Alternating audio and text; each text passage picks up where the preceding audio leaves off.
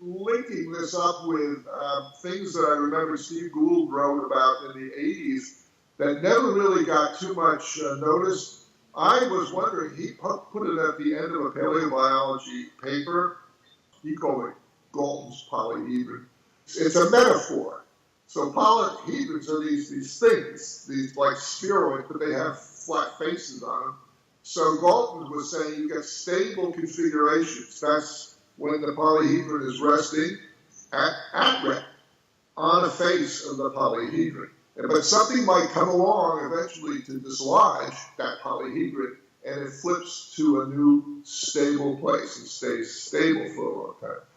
So as far as I knew, Steve had never done anything much with that metaphor.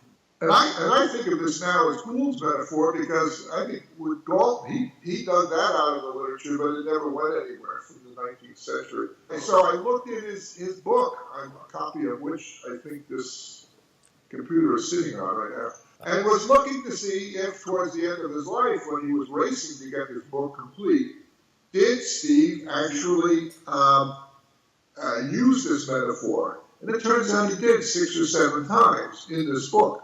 So I really want to study it. He didn't apply it just to species. I'm applying this to species. It involves adaptation as well as reproductive isolation when there's a new origin of new species.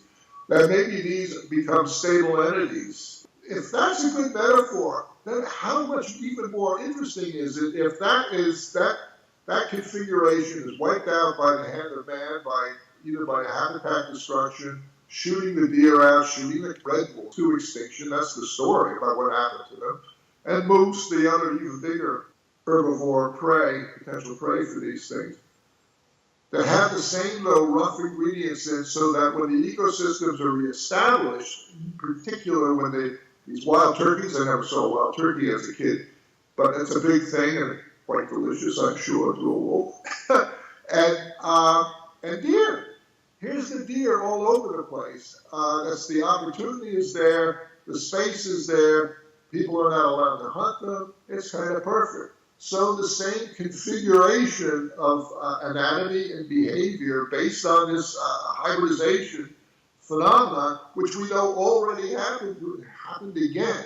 That's really an alluring prospect. And I think that makes the polyhedron metaphor even possibly more interesting.